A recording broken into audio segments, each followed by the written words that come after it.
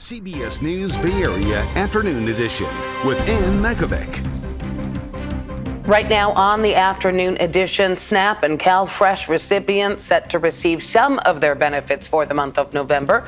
New word from the White House on the president's plan for the food aid program. Thanks for joining us this Monday. Some relief coming, but it's not clear when those benefits will get into the hands of the families who need help getting food. The Trump administration says it will use a contingency fund to give partial benefits in November. This comes after two separate rulings from federal judges ordering the administration to use the money to pay the benefits. There's $5 billion in that fund, which isn't enough to fully cover all 42 million SNAP recipients. So you have a big shortfall. So it's not as easy as hitting go send on a computer. You got to go through and recalculate partial payments to the 42 million recipients of the program. That puts a huge burden on states and on the feds to try to figure that out in short order. Former House Speaker Nancy Pelosi is in San Francisco this morning. She says the federal government does have the money to make sure people are fed during a shutdown. That we passed a law that is the law that says even in time of government being shut down, the money is there to feed the people on SNAP. The money is there. And he says, well, I got to talk to my lawyers and all this stuff. No, the money is there.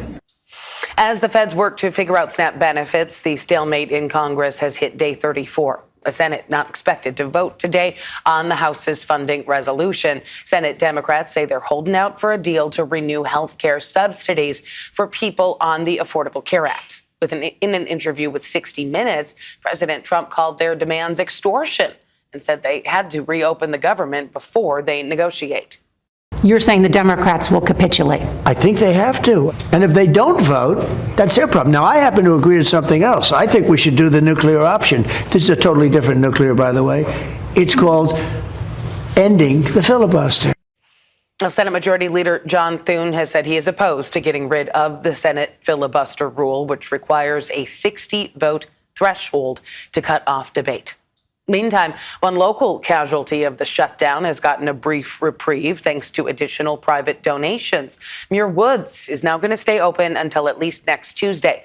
Local donors helped the national park reopen about 2 weeks ago, and the funds were set to run out over the weekend, but more donations will help keep the park running for about another week. We spoke with one vendor who's given his hard-earned money to the cause and even started a GoFundMe. No amount is too small. Every dollar counts, of course, and that money we of course will give the totality to the national park so we can keep the park longer. He's also urging Silicon Valley tech giants like Google and Apple to help out. Costs about $3,700 per day to run the park. All eyes on Proposition 50 for California's special election tomorrow that would allow lawmakers to redraw our congressional districts to add 5 more seats for Democrats in next year's elections. Governor Gavin Newsom was at a phone banking event in San Francisco this morning, making his final push to voters. Prop 50 is not about drawing lines on a map. It is about holding the line to what makes us who we are. And with just hours left before polls open, advocates from both sides are making their last push to convince voters. Our Amanda Harry followed along. Have a great day, sir. Thank you so much. This one you as well. Hi. With hours left until the 2025 statewide special election, canvassers are looking for opportunities at every door. And it forces us to act. It forces us to go into this to save democracy. Zach Bowling is a volunteer with Yes on Prop 50, supporting temporarily redrawing House district lines. He spent his Sunday trying to rally voters with the help of Alameda Mayor Marilyn Ezzy Ashcraft. What are you guys selling? We're selling democracy. Would you like to have some? Bowling grew up in Texas. He believes Yes on 50 is needed to combat congressional redistricting that was passed by the governor there. We're going back to the voters to let them decide to allow us to do Prop 50. They didn't do that in Texas. They just decided in a back room that we're going to redistrict in this way. A poll by the Public Institute of California published Wednesday showed 56% of likely voters will vote in support of Prop 50. Despite that, Max Shaw and his cat Cashew have been out in the San Jose community nearly every day, knocking on doors and making phone calls. The conservatives and moderates need a voice here. He's spent hours trying to explain to people why he believes they should vote no. We should all be against gerrymandering. I am personally. And this is why we have the Independent Citizens Redistricting Commission in California that we elected and voted for. He feels voting yes will negatively impact smaller and rural communities, as well as many of the people who supported President Donald Trump in the 2024 election. Almost 40% of Californians voted for Trump in 2024, yet we only have currently about 17% representation in the House of Representatives. And now if Prop 50 passes, they're going to gain up to 5 more seats, and that representation of our 40% is going to drop to 7%. He knows the odds are against him, but he's proud of the work he's done with the help of more than a dozen other No on Prop 50 volunteers. People on both sides say they're fighting for what they think will do the most good. It's out of our hands now. We did our best, but we'll just leave it into God's hands and walk by faith. I'm fully invested because I can't let our country slide into what it can be if we don't win this. Well, our live election coverage starts tomorrow night at 8 o'clock on Pix Plus 44 Cable 12. You can tune in to see results as they come in. And we're also going to be covering that on the free CBS News app. Just go to Live and choose Bay Area. It is a beautiful day across the Bay today, but sounds like we better go ahead and enjoy it while we can and prepare for some rain heading our way by the middle of the week. Let's check in with meteorologist Jessica Birch. You know, it's not just the rain that we're going to be concerned about. Well, actually, I'm excited for the rain, but it's the winds that we should be keeping a close eye on as we head into the next 48 hours, because here's what we're gearing up for today. Blue skies throughout the Bay Area. Temperatures just a little bit below average. We're talking about 70s from the South Bay, stretched all the way up into the North Bay. Actually, head all the way up to the North Bay. Simon, I want to show you, we even have some 60s on tap for us in places like Petaluma, stretched over the hills into Napa too, looking very similar for our friends into the city of San Francisco. But the big story for us as we head into the next 72 hours has to do with some showers right around the corner. Now, as we take a look at Tuesday afternoon alone, tomorrow is going to look a lot more cloudier compared to where we're at right now. We advance the clock into the overnight hours Tuesday night, and I'm only showing you this just to kind of paint the picture real fast. We'll talk more about it coming up in a bit, but we are gearing up for showers late Tuesday night into early Wednesday morning, pushing through the Bay Area. Now, this is a part of an atmospheric river that's impacting the Pacific Northwest. So we're going to continue to keep a close eye on that here in the Weather Center. I'll forecast that for you coming up in just a bit. For now, back to you. Thanks, Jess. Well, a gas leak in Santa Clara County has just been capped, and within the past half hour, an evacuation order was lifted, except for one building. This is in downtown Los Altos. Fire officials say they are still ventilating one building there on the corner of First and State Streets to make sure all the escaped gas is out. The fire department says the leak happened at around 9 o'clock this morning. They say it was such a large leak you could hear the gas coming out. No word on what exactly caused it. 2 people are dead after a fire burned through a liquor store in Redwood City. Early this morning, our chopper flew over the damage on Roosevelt Avenue. Crews say they opened parts of the roof to fight the fire from above, and that's when they saw 2 people inside the building showing no signs of life. Once it was safe to enter, investigators went in and confirmed that the people had died. It's still not clear why they were inside the store at the time. The store owner was notified and is cooperating with investigators. Crime appears to be improving in Oakland as the city is reporting a 30% drop in overall crime and a 25% drop in violent crime. And business owners in the Fruitvale area say the numbers don't tell the whole story. Veronica Macias reports they're pushing for more help from the city.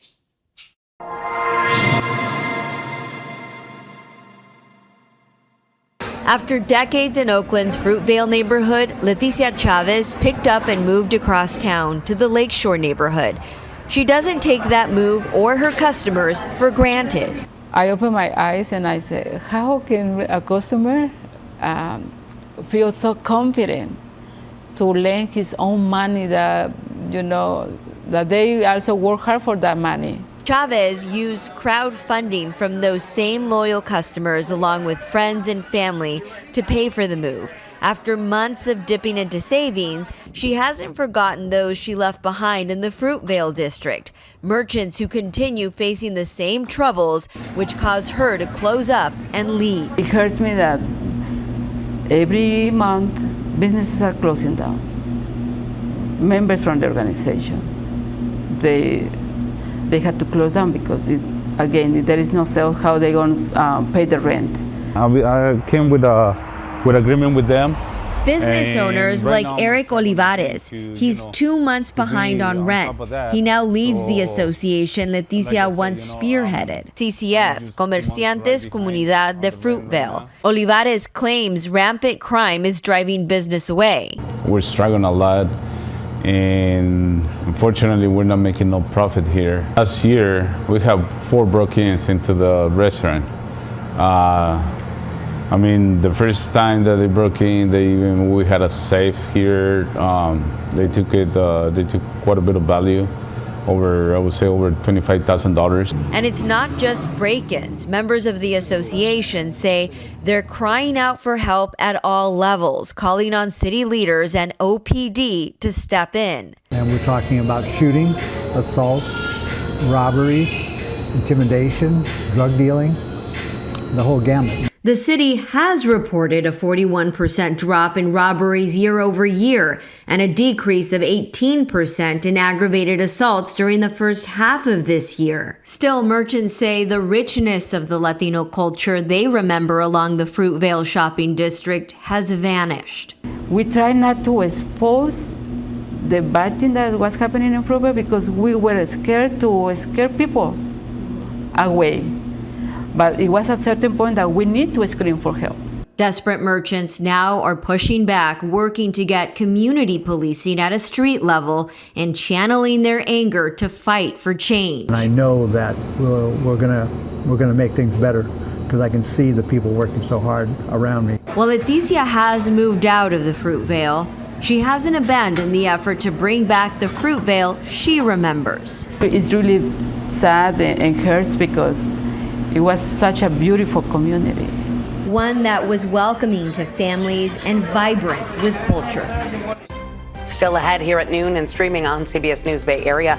A big win for the Niners against the New York Giants yesterday. We're going to have a look at some of the highlights coming up. All right, back to our first alert weather, taking a live look outside. You can see Alcatraz there on the right-hand side of your screen and Golden Gate Bridge in the back. So it's a nice day after a nice weekend. But yeah, Jess, you've been preparing for not just rain, a storm. A storm widespread throughout the Pacific Northwest. It's going to be a parade of storms as we head into the next 72 hours, pushing in anywhere from Seattle, stretched all the way here in the Bay Area. And I know it's hard to believe when you take a look outside and we're talking about daytime highs, nice and mild, 50s along the coast, clear skies along the bay near San Francisco and Oakland, sitting in the 60s today, and 70s throughout our inland spots too. I mean, we have 60s all the way up into Napa today. So yeah, it's a little bit cooler for us, but we have some clouds rolling in as early as tomorrow, and that's going to bring in some showers as early as Wednesday morning. I'm going to time that out for you in just a second. Let's head all the way down south to our friends from Monterey all the way up into Santa Cruz, holding on tight to 60s today. It is cool and it is cloudy down there, but as we head into the next 24 hours, what you're going to notice is those clouds become a lot more widespread into our inland spots too. This is tomorrow just around the same time right now. Now we're going to continue to see winds kick up, pushing in from offshore anywhere up to around 15 to 30 miles per hour, but gust can get anywhere up to around 40 to 50 as this cold front really pushes through early Wednesday morning. So we're timing this out a couple days ahead, but this is the time to prepare now, especially when we're talking about strong winds in effect as we head into that Wednesday morning setup. Now we can continue to see on and off light showers in the forecast Wednesday afternoon. It starts to clear up as we head into Thursday, which will look really nice, but from Wednesday all the way into our Thursday forecast, those rainfall totals are going to be a lot more impressive the more north we go compared to the more south we go. Another thing to mention too, I'm going to pull up the map one more time just to paint this picture.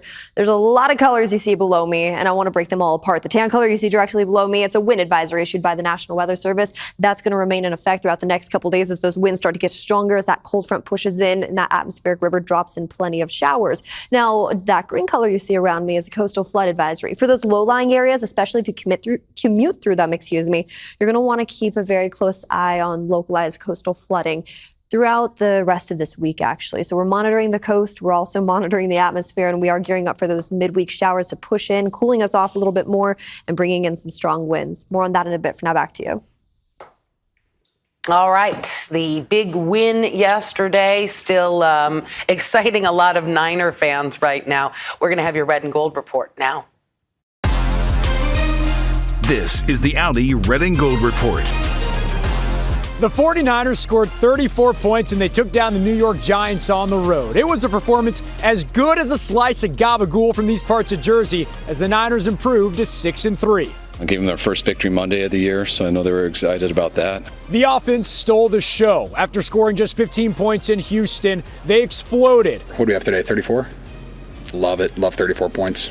Led by Christian McCaffrey, who found the end zone twice. Christian has another one of those games. He catches one, he runs one in. What's it been like to play with him? Oh, he's the man. He just does everything right. And on that last pass to seal the game, like that wasn't really the look we were looking at. And he just turned and I threw it to him and he caught it and ran for like 50 yards. So that's Christian McCaffrey in a bottle, and he's the man. So I'm really happy I can play with him.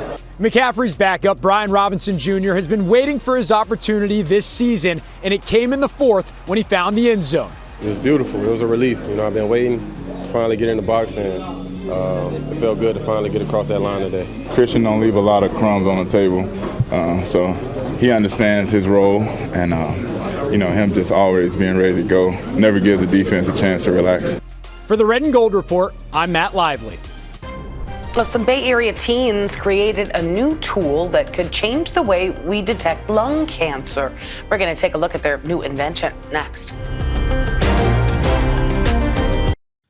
A group of Bay Area teens has created a new device to help detect lung cancer in a way that's cheaper and quicker than other devices.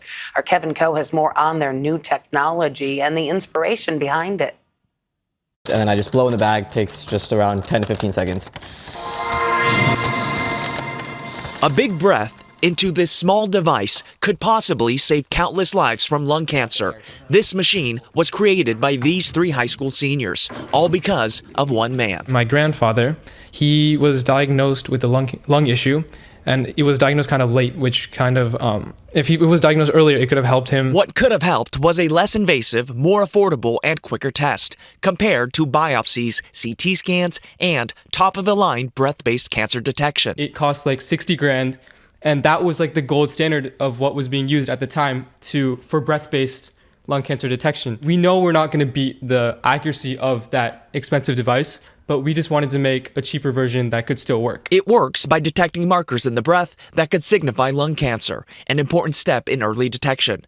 They set out to create an affordable and accurate device. So we had to drill a hole for the inlet to go, and then we had to use these rubber grommets on the inside as well to make sure it's airtight. What we need to do is define sensors first that can detect the changes, right, between a healthy patient and then a lung cancer patient. About a year and a half later, their device is more promising than ever. It's nearly 100% accurate. The students are in discussions with a scientific journal for publication, and the total cost for the device, just about $200. What's hard to put a price on is the journey for these aspiring engineers, who say they've already found their callings. Even though we spent a lot of time, I felt like I was having fun the whole way, so that's kind of what I want to do.